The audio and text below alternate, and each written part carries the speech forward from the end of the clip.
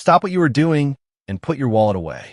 If you've been looking at the Apple Store recently, hovering your mouse over the Buy button for a MacBook Pro with an M4 Pro or M4 Max chip, you are about to make a massive mistake. We're talking about a regret that will hit you in literally a matter of days. The rumors are no longer just whispers. They're screaming. We are standing on the edge of one of the most significant performance jumps in Apple silicon history. The M5 Pro and M5 Max MacBook Pros are almost here, and the leaks we have found paint a picture of a machine that is going to redefine what we expect from a laptop. Today, we're going deep into exactly when these machines are dropping, why the performance charts are breaking the internet, and the sad truth about the design that might disappoint some of you. We are also going to connect the dots between a massive software launch happening right now and why it practically confirms the new hardware. If you care about your money and your tech, you need to listen to this. Let's set the scene because the timeline here is crucial to understanding why this launch is so special. If you cast your mind back to the end of 2024, Apple gave us the M4 family. We got the M4, the M4 Pro, and the M4 Max inside the MacBook Pros. They were incredible machines. They brought a massive boost in performance across the board and even managed to squeeze out better battery life. But then, things got a little strange. As we moved through 2025, the release schedule shifted. Toward the end of 2025, one of the last products to drop was actually the second-generation Vision Pro, and that device featured the base M5 chip. Then we saw the M5 land in the new iPad Pro 13-inch and 11-inch, and eventually the standard 14-inch MacBook Pro got the base M5 treatment. This started the journey of the M5 generation. But everyone was asking the same question. Where are the big boys? Why didn't we get the M5 Pro and M5 Max at the same time? The delay has left the community confused, but now it makes perfect sense. A huge part of this puzzle is the rumored OLED MacBook Pro. For years, we have been hearing that Apple wants to ditch the mini LED displays for gorgeous, deep black OLED panels. Initially, there was hope that the M5 generation would be the one to introduce this redesign. However, the supply chain leaks are telling us a different story. The OLED MacBook Pros are still on target, but they have been pushed back. We are looking at late 2026 or, more likely, the beginning of 2027 for those screens.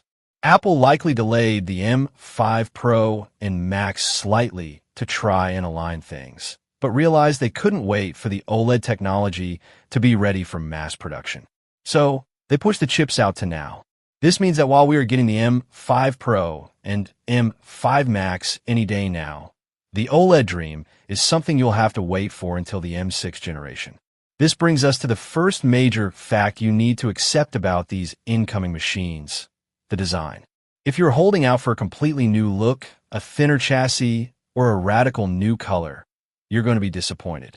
The leaks confirm that the design of the M5 Pro and M5 Max MacBook Pros is effectively unchanged.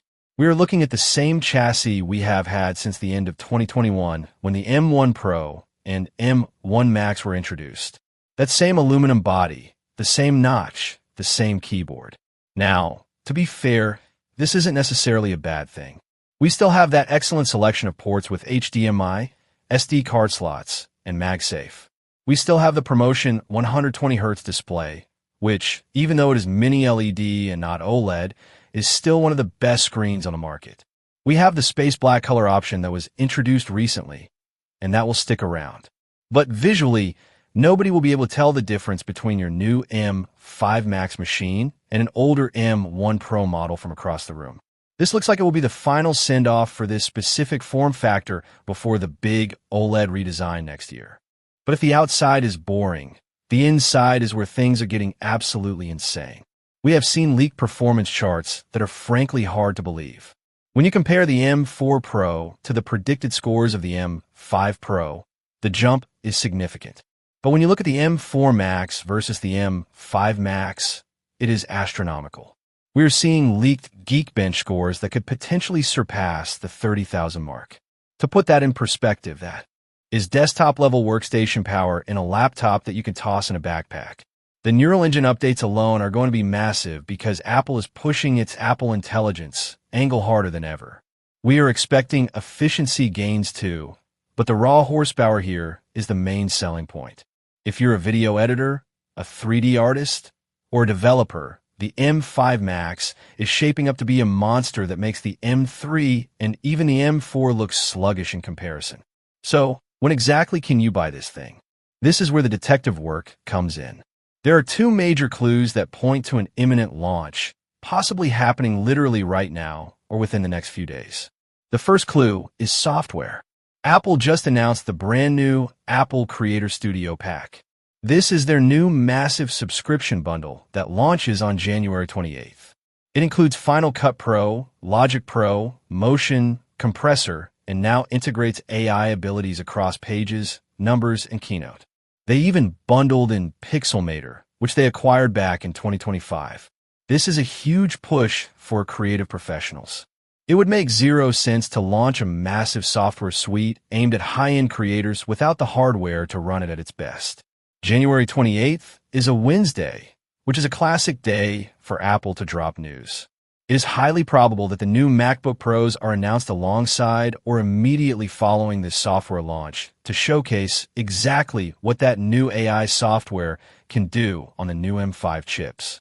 The second clue is even more telling, and it is the classic smoke signal we always see before an Apple event.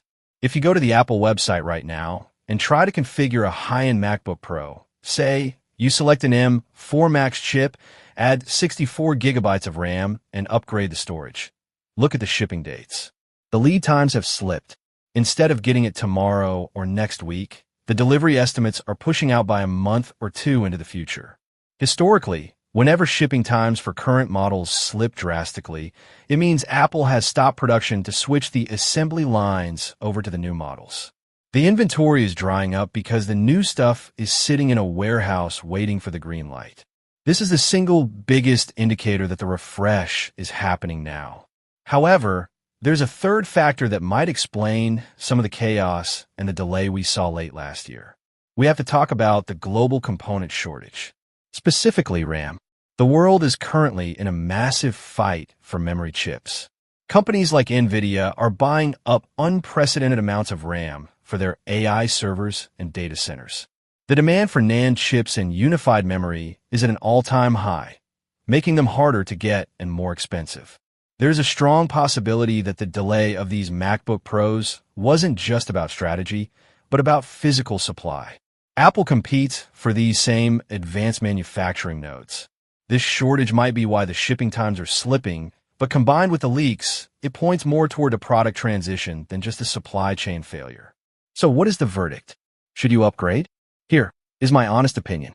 If you're sitting on an M3 or M4 machine, you probably don't need a rush unless you strictly need that 30,000 Geekbench score for high-end professional rendering. The M4 is still a fantastic chip. However, if you're still rocking an M1 or M2 MacBook Pro, or if you're on an Intel machine, this is the moment. The M5 generation represents the perfection of the 5 nanometers and 3 nanometers journey before the form factor changes. You are getting a mature design, a mature screen technology, and a chip that is arguably the most powerful piece of silicon ever put in a mobile computer. But there is one caveat. If you're obsessed with having the latest design and you simply must have that OLED screen, you need to wait. You need to skip the M5 and wait for the M6 in 2027. That is when the external changes will happen. But be warned, waiting another 12 to 18 months in the tech world is an eternity. If you need power now, the M5 Pro and Max are the answer. Do not buy the M4 Max today. It is full price for yesterday's technology. Wait a week. Wait 2 weeks. Even if you decide to buy the older model later, the price will drop the moment the M5 is announced. You have everything to gain by waiting just a few more days. We are entering a very exciting week for Mac users. The combination of the new Creator Studio software and the M5 silicon is going to unleash a level of productivity we haven't seen before. The wait is almost over. The breadcrumbs are all there. The shipping delays, the software launch, the leak cycle. It is all pointing to now. If you enjoyed this deep dive and want to stay updated the second these machines actually drop, make sure you subscribe to the channel. Share this video with your friends who are thinking about buying a Mac so they don't waste their money. And hit that bell icon so you don't miss the notification when we get our hands on the M5 Max for a real-world test. Let me know in the comments. Are you upgrading to the M5 or are you holding out for the OLED M6? I will see you in the next one.